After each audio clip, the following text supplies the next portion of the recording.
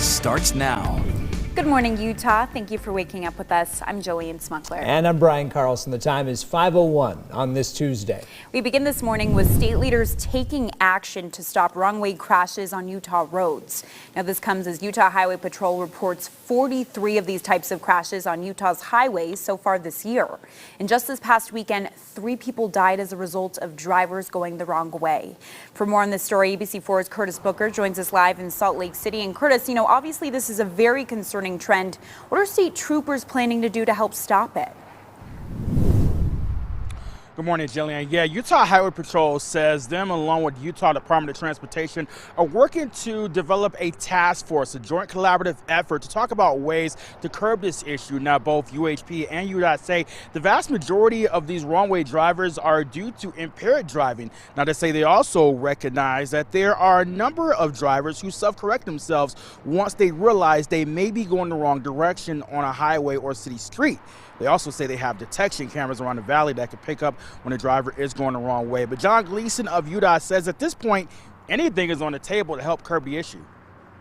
When you're out there driving on the road, when you're driving on the freeway, trying to get home to your family, that's the last thing in the world that you expect to see, a car coming at freeway speeds the opposite direction. Now, Gleason also says there's approximately 35 of those wrong-way detection cameras that notifies UDOT operators and ultimately highway officials to try to locate the vehicle in hopes of alleviating a potential crash. However, Gleason says, sadly, in many cases, it's already too late. The crash has already happened, and it's too late. And sometimes it's just too late to try to, take a different way to get out of it. Reporting live in Salt Lake City, Curtis Booker, ABC4 News. Thank you, Curtis. A Nevada man is facing up to 20 years in prison for allegedly shipping illegal drugs to Utah, causing several people to overdose. Now, the Drug Enforcement Agency says 21-year-old Colin Shepard sent illegal drugs from Las Vegas to Park City back in November. Now, DEA agents say he was selling pills that were laced with fentanyl, causing at least 1 fatal overdose. And this isn't the first time he's done something like this. Back in 2016, he was charged with giving 2 Park City teens drugs that killed them.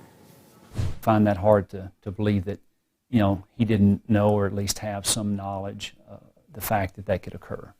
Now, the DEA says Shepard was a student at the University of Las Vegas and used a university post office to ship the drugs to Park City.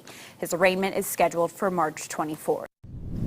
In South Salt Lake, police are looking for a man they say robbed a store at gunpoint. Police released these photos yesterday of that man wearing a mask at the Boost Mobile store near 5th West and 39th South. Police say he flashed a gun to the employee and demanded money. Police believe he may be the same person behind another robbery in Salt Lake City. So if you recognize him, call South Salt Lake Police.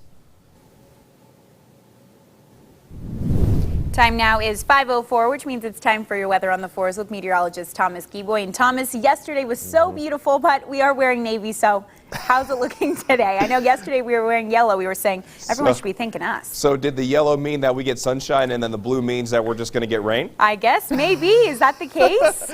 Well, at some point today, we are going to see rain move into our area. So as we go through today, that chance for wet weather will be increasing as we have our next cold front that is actually approaching. And look at that, the cold front's in blue. I guess that we worked this out quite well for this morning.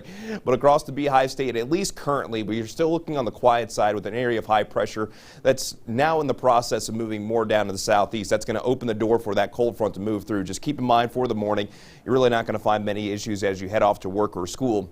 But as we go from the morning and venture into the afternoon, that chance for wet weather will really begin to increase in northern Utah, starting first in northeast Nevada before eventually finding its way into northern Utah. And for Salt Lake City, that best chance for wet weather will come mainly mid-afternoon into this evening.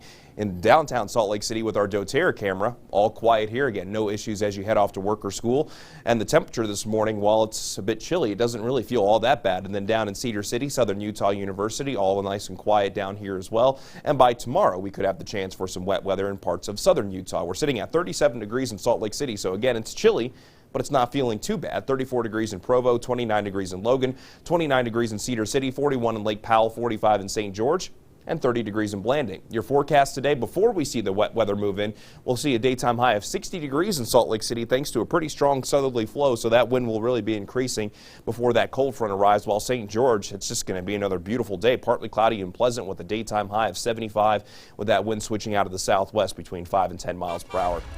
As we check our traffic out there this morning, not seeing any accidents along the Wasatch front, the Wasatch back, and our major thoroughfares in northern Utah are looking good out there this morning as well. And that also includes Bangor Highway, where if you're going from I-15 to I-80, your drive time's on time, 25 to 27 minutes.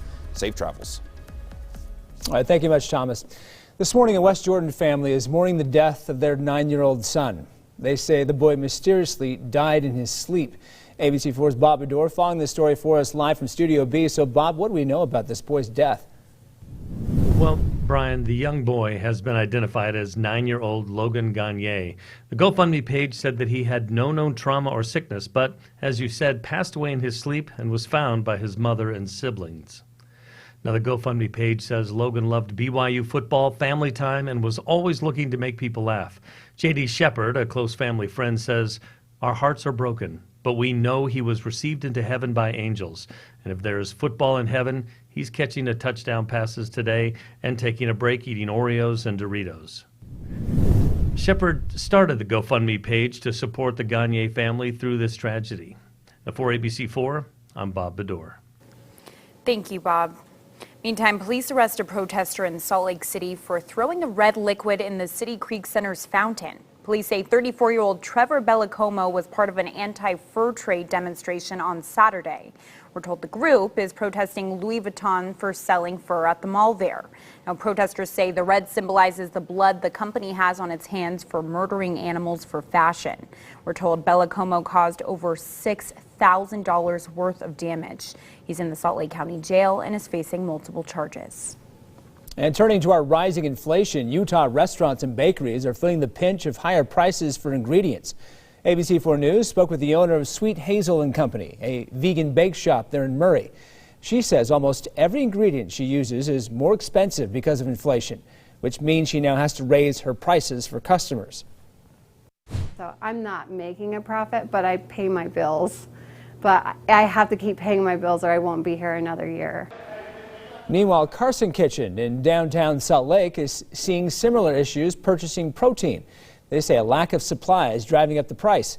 They've had to look at cheaper vendors and even take things off the menu just to keep up. Time now is 5:08. Coming up on GMU, Russian airstrikes devastate Ukrainian cities. Hear what the Biden administration plans to do about the widening war there. Coming up. The shorthanded Utah Jazz taking on the defending world champions. Will show you how they did against the Milwaukee Bucks when we come back with sports. And don't forget, staying informed has never been easier. ABC4 News is there for you. To get your news straight to your phone, just download the ABC4 News app. All you have to do is scan that QR code right there on your screen. We're back after this.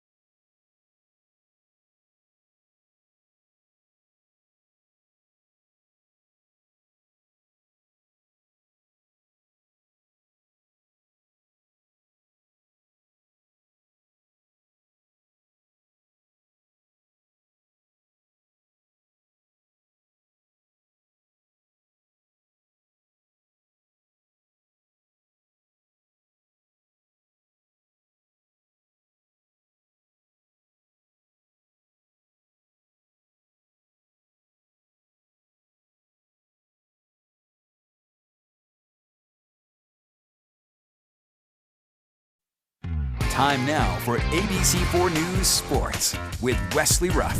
Utah Jazz have 3 home games this week, all against tough opponents. It started last night with the defending world champion Milwaukee Bucks. Giannis Antetokounmpo making his annual stop here in Salt Lake City. Mike Conley busting out of his slump last night off the sweet dish from Donovan Mitchell. Conley calmly buries the 3-ball. Giannis, though, having his way in the first half. He had 17 points, throws down 2 of them right here with the one-handed jam. Jazz hit 10 three-pointers in the first quarter alone. Mitchell buries it from distance. He had 18 in the first half. Jordan Clarkson, coming off that 45-point performance, hits the 3. Jazz still only up 2 at the end of the first. Second quarter, here come the champs. Chris Middleton rips the 3-pointer, gives Milwaukee the lead by 1. Then it's Middleton and Antetokounmpo working the pick and roll to perfection. Giannis with a huge jam. Bucks led by as many as 12. They were up 9 at the half. Jazz, though, start the third quarter on a 10-0 run. Conley to Gobert. The one-handed throwdown. Then Conley hits another 3-ball. The Jazz come all the way back and take the lead. And how about Donovan Mitchell heating up? He drills the long 3-pointer here. He had 27 points through 3 quarters. Then Mitchell finds Hassan Whiteside for the jam. Utah was up by 10. Donovan Mitchell had 7 assists in the early part of the game. Lob up here for Gobert, but the Bucks came back and beat the Jazz in Salt Lake 117-111. That's Utah's first home loss in 10 games. Well, both Utah State and BYU will play in the NIT this week. The Aggies will host Oregon tonight, while BYU will take on Long Beach State in Provo on Wednesday night. Some coaches say that if it's not the NCAA tournament, then why bother? But Cougar coach Mark Pope and Aggie coach Ryan Odom, they don't think that way. Anytime you can play in postseason play, you're playing in a tournament. If the tournament is happening, it's worth going for it to try to win it. It doesn't matter what tournament it is. I just don't understand the concept of not wanting to go compete. I mean, that's what we live for. I think that's how our guys are built. You get a chance to go compete, right? And see if you can win more games and win a championship, right? So anytime you have the opportunity to do that, it's pretty special. It's, there's not that many teams that have a chance to do it. For us, we're just happy to be playing without a doubt. And it's like icing on the cake to be able to play one more time in the Spectrum. And I know the Aggie faithful will be in that gym, on Tuesday night and excited. I know our players are going to do their best to, play their best together. All right, here's a look at the schedule. It's Oregon in Logan to take on the Aggies tonight at 7 o'clock. Long Beach State will be in Provo tomorrow night to take on the Cougars, and the Jazz continue their home stand taking on the Chicago Bulls on Wednesday. Have a great Tuesday, everybody.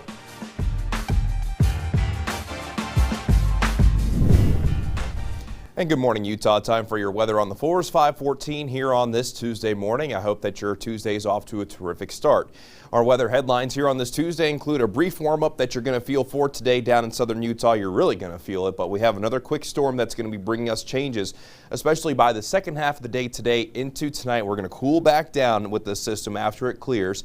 And then we'll warm right back up heading into this upcoming weekend, all before we could see more wet weather for this upcoming weekend. So we're going to be doing the up and down as we go throughout the next several days. We'll talk more about that in just a moment.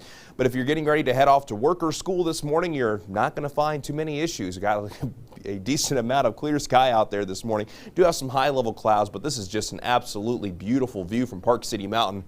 And it's so bright outside because we have that waxing gibbous moon that's almost full. It'll actually be full in a couple of days' time from now. But it's nice and bright up at Park City Mountain. I'm sure there are going to be plenty of folks that take advantage and get up to the mountain for today. Utah State University, Cache Valley, looking down into Logan where you can see that nearly full gibbous moon out there this morning, but this is just an absolutely breathtaking picture here. Then as you venture down into southern Utah, down in Blanding, again, nice and quiet. So across the state this morning, you're not going to find too many issues as you head off to work or school. We'll see a daytime high of 60 degrees in Salt Lake City, and that chance for wet weather will be increasing by the second half of the day. For those of you in northeast Nevada, that chance for wet weather will really begin to increase once we get into mid-morning. But in the meantime, we'll see a daytime high of 48 degrees in Park City, 54 degrees in Heber, so the Wasatch back will be warming up quite a bit. 57 degrees in Castledale, 55 degrees in Emory, 63 in Gunnison and in central Utah. Clouds will be increasing during the second half of the day, but you're looking mostly on the dry side. Meanwhile, down in southern Utah, find even more sunshine with a daytime high of 54 degrees in Bryce Canyon, 61 degrees in Escalante and St. George. Likely climbing into the middle 70s today, climbing to 75 degrees. So here's a look at the bigger picture of things. So we have this quick moving system. This is also going to bring a cold front into the Beehive State, and that chance for rain will be increasing in our lower elevations, while our mountains is going to have that chance of snow by the second half of the day today. And then we have a trailing system that's going to be arriving tomorrow to bring us a better chance for wet weather down in southern Utah. So at any point over the next couple of days, we're going to at least see a chance for wet weather for most spots, but it's not a guarantee that you're going to find wet weather. Let's try to play it out here on the FUTURECAST with that area of high pressure moving down to the southeast, that cold front approaching from the northwest. So as we venture into 11 o'clock this morning, most of the moisture likely going to be found in northeast Nevada, but I still think at this point we could start to see a little bit of moisture finding its way into northern Utah. Then 6 o'clock this evening, we're going to have that chance for valley rain and mountain snow, keeping that chance through the overnight into tomorrow morning. This particular forecast model clears us out of northern Utah, but I still think we'll have at least a lingering chance into the early stages of the afternoon, while southern Utah tomorrow afternoon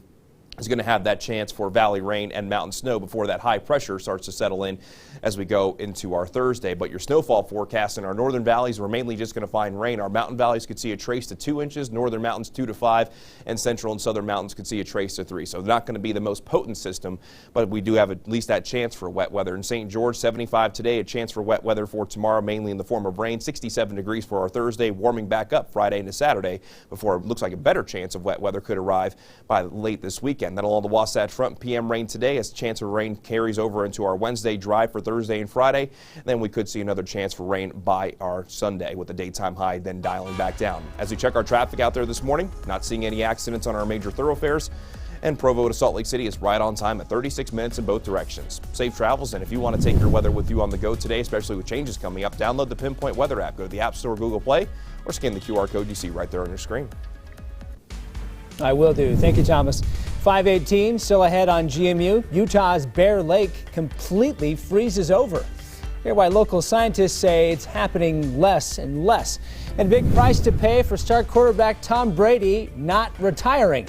Hear how much a fan bought his final touchdown football and what may happen to that sale.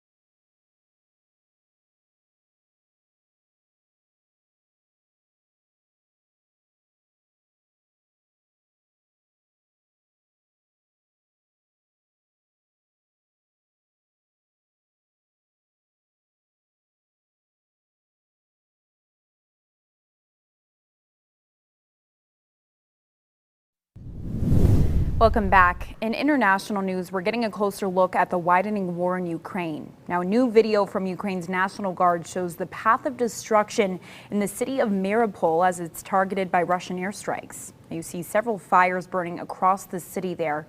And right here, you see many high-rise apartment buildings heavily damaged or destroyed. Now, local leaders say over 2,000 people have been killed in that city so far. This comes as Russian and Ukrainian leaders are expected to continue peace talks later today. And a veterinary clinic in Poland is now setting up a rescue service for pets left behind from the war in Ukraine. Staff at a rescue clinic crossed the border into Ukraine to pick up these animals brought to them for safekeeping. They've already helped rescue more than 400 animals from that war zone. The head vet hopes eventually all of these pets will be adopted. You hope there's a lot of those pets get somewhere to go because their owners, you have more than 2 million people already have fled Ukraine. Yeah. You have to assume there's a lot of them are pet owners. You see where these pets are ending up. Yeah. Many of them may not have a home to go back to. I know, it's so sad to think about. I hope that they all are rescued. All right, well, this morning, the Taylorsville Police Department says its new K-9 team is already helping with arrests. Now, this is K-9 Officer Turbo right there. Now, the department says he recently helped officers catch a suspect in a stolen vehicle case. Now, we're told a man was trying to get away and ram through their patrol vehicles, but thanks to this guy right here, Turbo was able to stop him and help take him into custody. All right, good there. And then southern Utah, we now know the location for the new Iron County Jail. And some people aren't happy about it. The county commissioners approved the jail to be built in Cedar City on Automall Drive. During a public hearing in Parowan yesterday, those who oppose the new location say it would be better to use the land for commercial properties to benefit their local economy. We believe this is prime commercial property and residential property because it's right off of Main Street. Now, jail construction begins soon, but commissioners don't plan to use all 40 acres on Automall Drive for the jail. They say it'll likely only take up 15 acres. They say they plan to offset it from the highway, and so it's far enough away as to not disrupt nearby neighborhoods. In northern Utah, Bear Lake freezes over for the first time in 5 years. Biologists say this happened about 50% of the time in the last 30 years, but in the last 10 years, it's dropped to just 30%. Now, they say climate change is partly to blame for this, adding the weather conditions have to be just right. So when the lake starts to cool off, it takes forever to cool off, and then to finally actually freeze, we need that combination of very cold weather and very light wind or no wind. And while the lake is frozen, we're told the below average snowpack will currently affect its levels this spring. And good morning, Utah. 524 here on this Tuesday morning. We're starting off with a quiet morning. Here's the view from St. George, where you're not finding many issues. And we still got a little while to go before we get to sunrise. Really, at this point, we got 2 hours before we get to sunrise because we sprung forward over the weekend. But St. George, nonetheless, looking at the silhouette of the Red Rock, still a very pretty view. Here's the view from ABC4 News Studios, looking towards the Colonial Flag. And all is relatively quiet. We even have some calm winds out there this morning. Winds are going to be predominantly out of the south. And as we move towards this afternoon, winds will be increasing because we're going to see a cold front moving into the northern half of the state. And this is going to be increasing our chance for valley rain and mountain snow by the second half of the day. If you're in northeast Nevada, that chance for wet weather is now in the process of increasing. So throughout the morning, you could actually find wet weather, say if you're in Elko and over towards Wendover, possibly early this afternoon. Meanwhile, temperature right now, we're sitting at 29 degrees in Logan, 37 degrees in Salt Lake City, 28 in Hanksville, 29 in Cedar City, and 45 degrees in St. George. Our forecast today will actually see temperatures above our seasonal averages. 60 degrees in Salt Lake City, 75 degrees in St. George, and we're going to see temperatures above average across the board. But by tomorrow, temperatures will take a little bit of a dip once this system works its way through. And in southern Utah, you're going to have the chance for wet weather by tomorrow. As we check our traffic, still not seeing any accidents on this Tuesday morning.